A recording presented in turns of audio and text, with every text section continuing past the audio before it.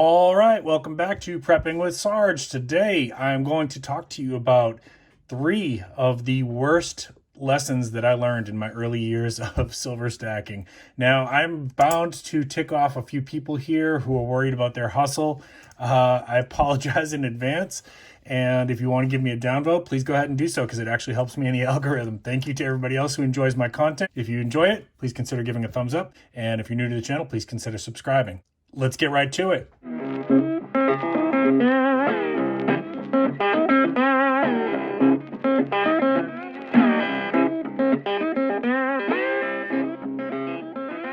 All right, welcome back. So today I am going to talk about 3 of the hardest lessons I learned financially in my first year of silver stacking. And I will give you one bonus warning. If you are brand new, these are all lessons that I learned in my first year of silver stacking. So if you're brand new to the channel, I have been stacking since about 2009.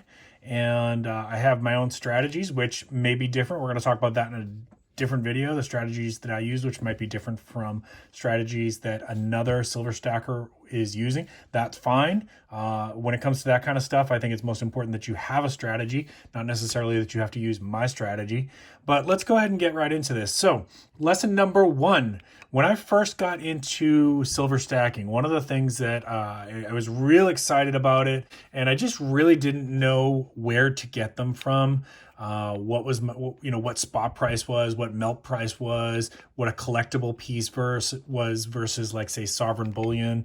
And I just was real excited. I wanted to gather silver as much as I could. And maybe if you're new to stacking, this is how you're feeling, right?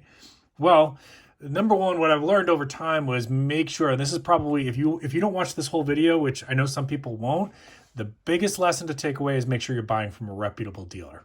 Okay, point blank. But there's more to it than that. So don't hang up yet, right? Don't click out yet. I didn't know what a reputable dealer was. Now I get most of my silver from Apmex, which I'll put my affiliate link down in the description.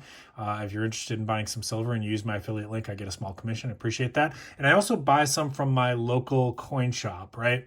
So, but when I started, I didn't know where to go. So I was going to places like eBay, right? Now this is where I'm going to start to tick people off because some people, that's their hustle, right? They buy and they buy low, they sell high on eBay. Okay, that's fine. That's fine. What I'm saying is be careful to new stackers. You got to learn what spot price is, what melt price is, what the going rate. So this is like a 2023 American Eagle here. So even if you're not going to use Apmex or JMB or Money Metals or one of the other websites, just go on there before you buy, say, a 2023 American Eagle on eBay. Go on one of those sites and see what they're going for on there, right? Because what I found out in that first year without knowing what I was doing was I was paying way more than I should have because I was buying it from dealers on eBay, right? That's not to say, now this is where, again, if you're an eBay dealer, that's fine. That's fine, okay? Calm down. That's not to say all eBay dealers are unethical or overcharging. I'm saying know what you're doing and shop around, right? That's it, because there are some eBay dealers who will overcharge. And be careful with eBay anyways, like especially if you don't use the buy it now option. If you're bidding, it's so easy to get caught up in that, I gotta win this, I gotta win this. There's tons of silver out there, folks. It is not like super rare. It is uncommon, and it will eventually become rare. But especially if you're looking for something like this 2023 Britannia, there are tons of these out there. You do not have to win that bid on eBay. Okay. So if you do choose to buy from eBay, just research the seller a little bit, check their reviews, right? If they're brand new, you know what? Maybe you don't jump on that one. Maybe you just shop around a little bit. Again, there's so much silver out there.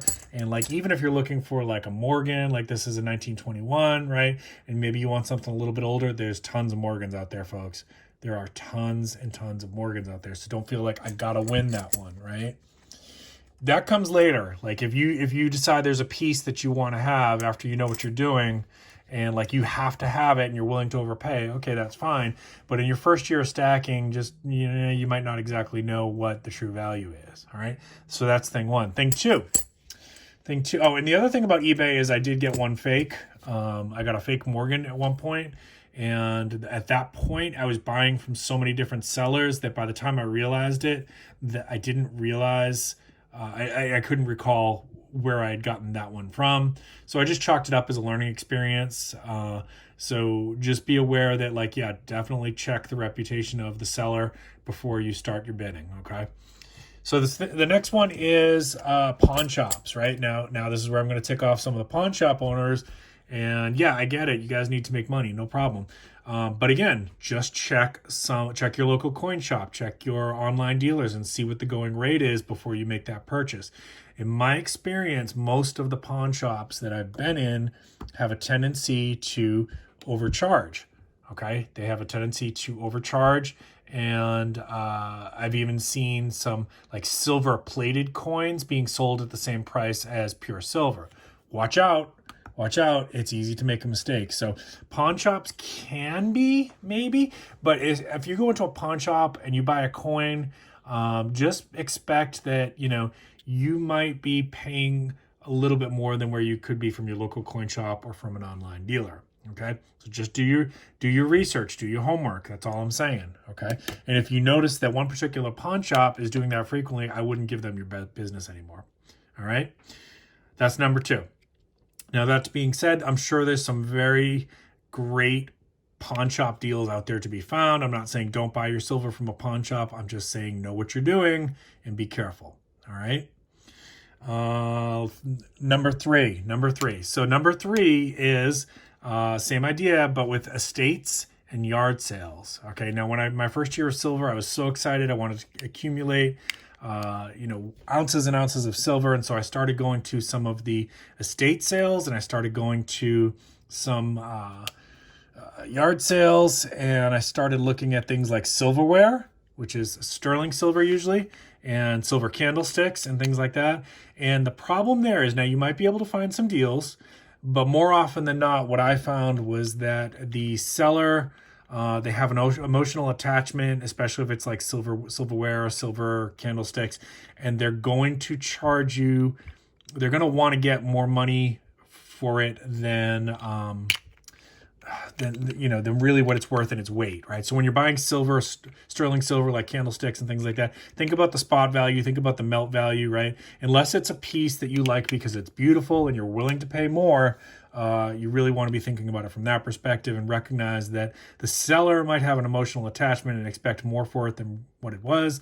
I remember one particular estate sale, there was some silver candlesticks there that I really wanted, and I kept trying to negotiate with the guy, and he just wasn't hearing it. He wanted way more than what the melt value was, and they weren't like super fancy or anything like that. It was probably just some family heirloom, has an emotional attachment to him. But that doesn't mean it has an emotional attachment to you, and you don't owe them more than what you're willing to pay for it. So just be careful, okay? That's not to say, again, that you can't find good deals. Of course you can.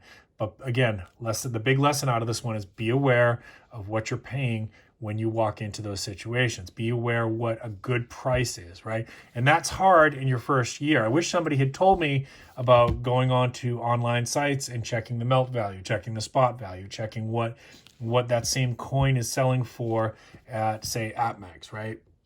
All right, last one. And this one is, I don't do too much of this, but this is just a cautionary tale if you decide to do it. Yes, there is some great dealers on Instagram. A lot of them are people that I am friends with. Sometimes people have messaged me because I'm following somebody on Instagram. Listen, folks, I follow 600 people on Instagram, or 600 plus people on Instagram. A lot of them are silver dealers. I can't tell you that I've dealt with every single one.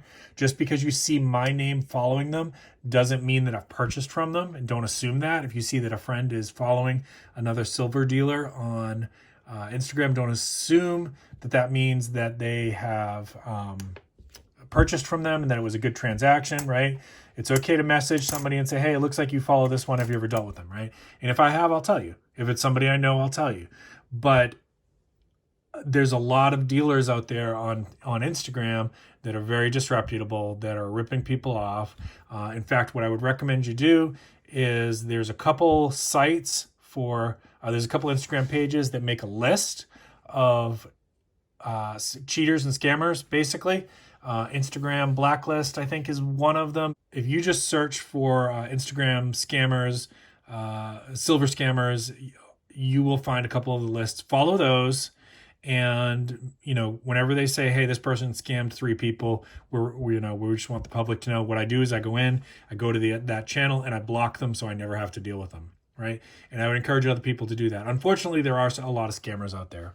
It's the reality of the situation. So on Instagram, be careful. There's also some wonderful people. I'm friends with a lot of people out there that do transactional silver. If there's somebody that you see that I'm following and you want to know, message me. I'll let you know if I've dealt with them or not. Okay. But even more importantly than that, check those Instagram blacklists, basically the scammer lists, and get on those. And every time there's an alert, go to that person's page and block them. Okay. That's the best advice I can give you about dealing with silver on Instagram. All right, folks, if you enjoyed this, I hope that you found something of value. Please consider giving me a thumbs up. I sure do appreciate it. Comment down below. Let me know you were here. Share this with some of the other groups out there on Reddit. And if you're a part of any of the silver groups on Twitter or Facebook or anything like that, feel free to share my content. I always appreciate that. Keep planting your seeds, keep stacking your silver. This is Prepping with Sarge.